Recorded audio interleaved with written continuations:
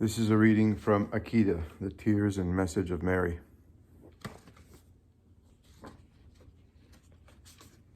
Chapter 16, Conclusion.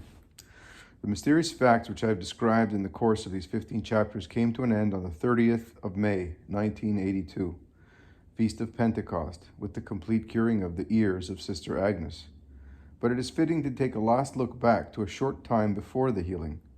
On that 1st of May of 1982, the angel appeared to Sister Agnes during her adoration before the Blessed Sacrament and told her that her ears would definitely hear during that month consecrated to Mary, and this was the last apparition of the guardian angel of Sister Agnes.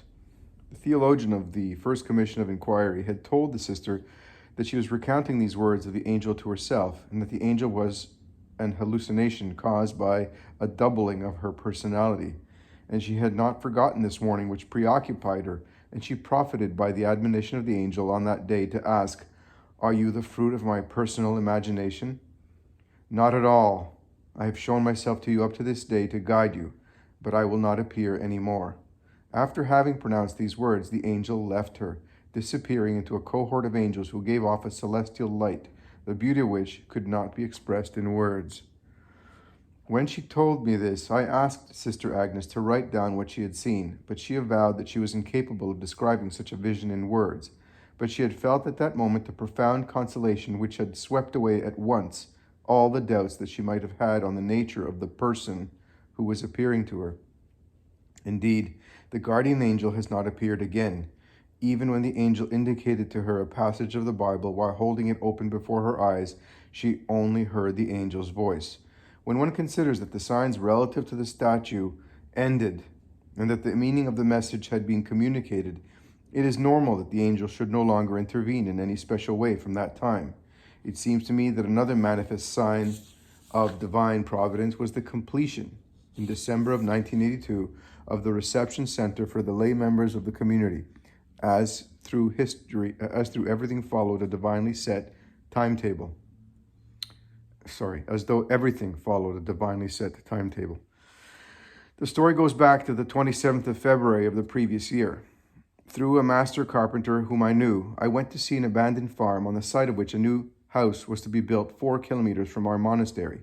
I had previously admired the traditional architecture of old barns I had seen in Japan, and with the need of increasing our space for receiving pilgrims, I had asked the carpenter to inform me if such a building should become available. The morning when I went to see it with 3 sisters of the community, after the morning mass, I felt within myself that this building ought to be used for the reception of the lay members. In the car, bumping on the snowy roads, I spoke of this to my companions, asking them to consider the building we were going to see with this perspective. It was a single, level building of about 330 square meters. It was 102 years old, with enormous and very solid beams, and everything that I could see was in a perfect state. With the accord of the sisters, I settled with the proprietor, who sold it to us without difficulty. If this occasion had arisen a year later, when I was ill, the realization of such a project would have been very much compromised. Indeed, I was suddenly stricken with a loss of speech in February 1983. The doctor had declared it incurable and said I would be incapable of ever taking up normal activity. But a year later, I improved enough to resume Holy Mass and little by little the homilies. Thanks to this converted barn, we can now receive not only the lay members of the community, but also many of the pilgrims who arrive in ever greater numbers since the event of Akita has been recognized officially as supernatural.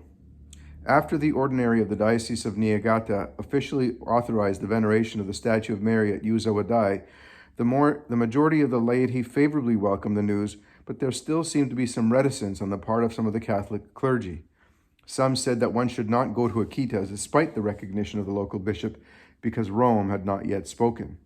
Rather than argue in my personal name, I will cite the recent work of Father Tatsuya Shimura entitled The Revelations of the Virgin at Fatima in the chapter of recognition by the Church.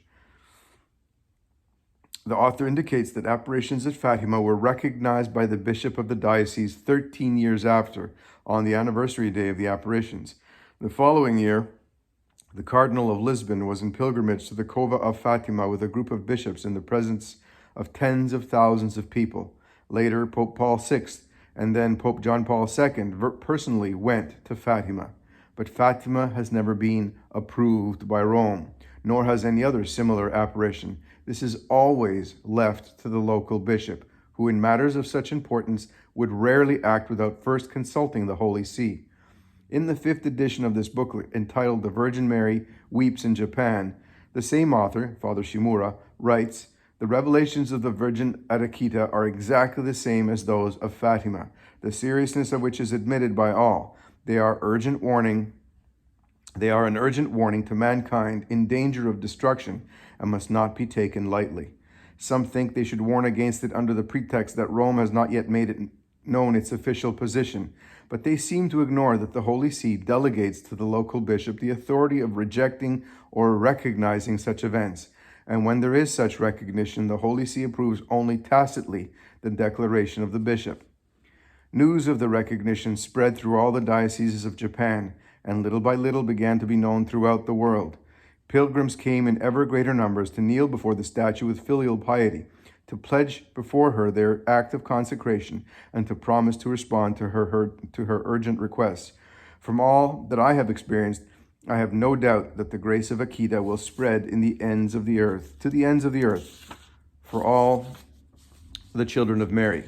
I seem already to see the glory of Our Lady shining on the entire world after the final victory of her Immaculate Heart. To close, may I be permitted to borrow the words of Gamaliel in the Acts of the Apostles. "Have nothing to do with these men, let them be. If this is man's design or man's undertaking, it will be overthrown. If it is God's, you will have no power to overthrow it. You should not willingly be found fighting against God."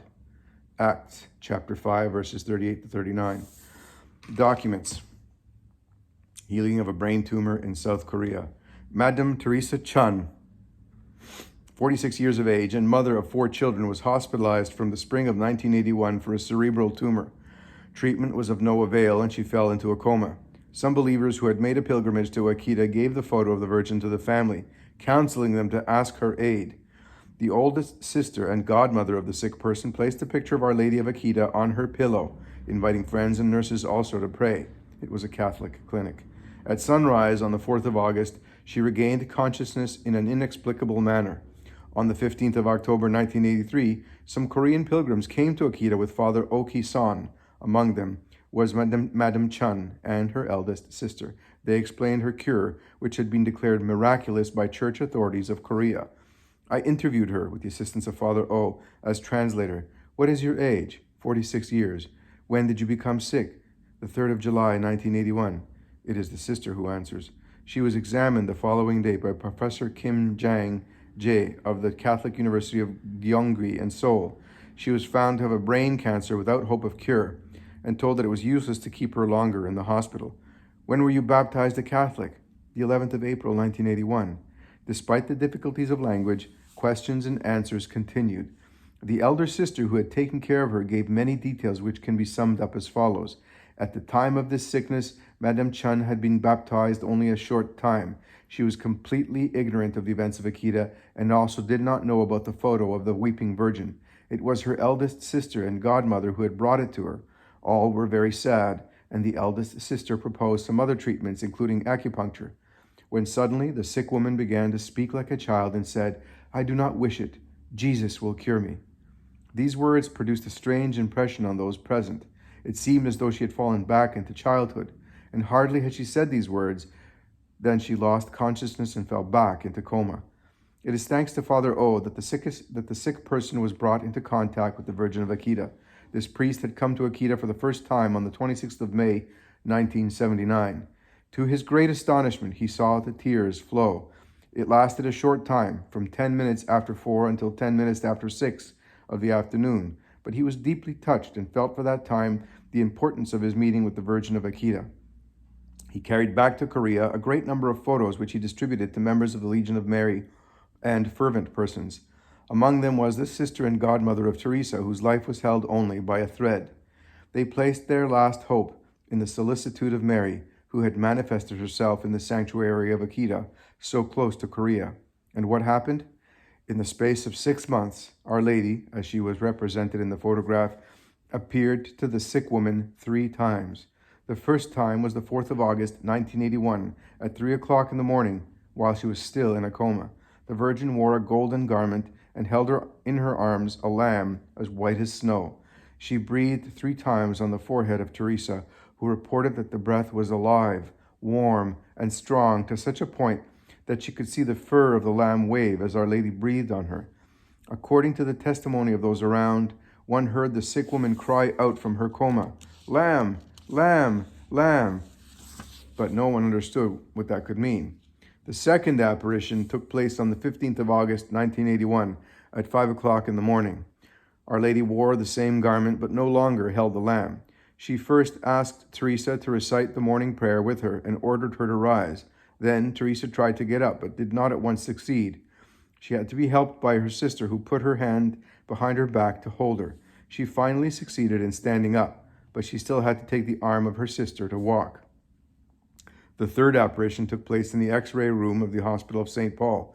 It was the 9th of December, 1981, while she was being examined to see whether or not she had been cured. This time, Our Lady wore a garment of brilliant white, altogether different from the preceding apparitions.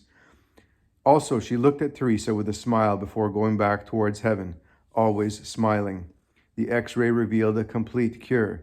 After this miracle, the Church of Korea established a committee which met on March 3, 1983, in order to work towards the canonization of the 103 Korean martyrs.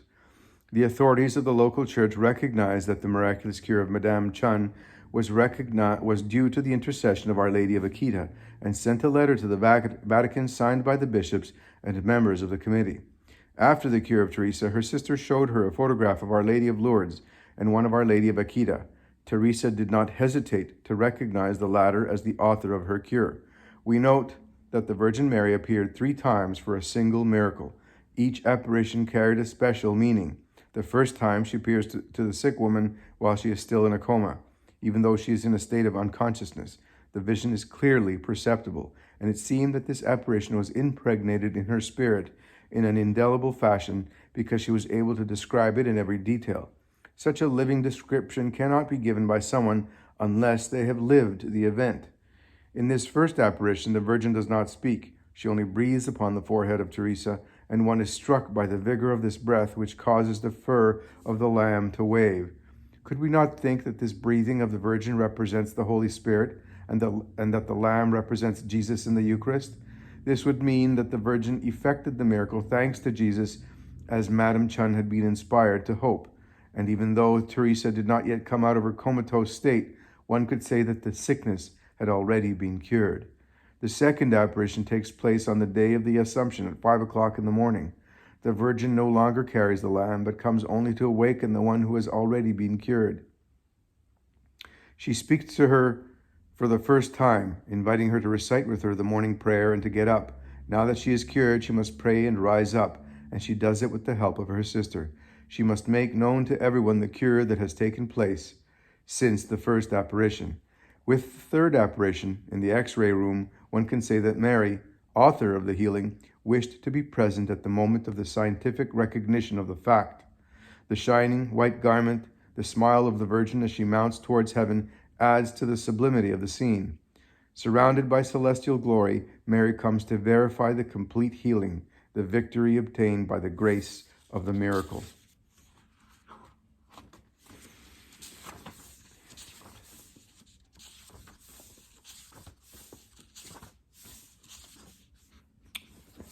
I'll leave the rest till tomorrow.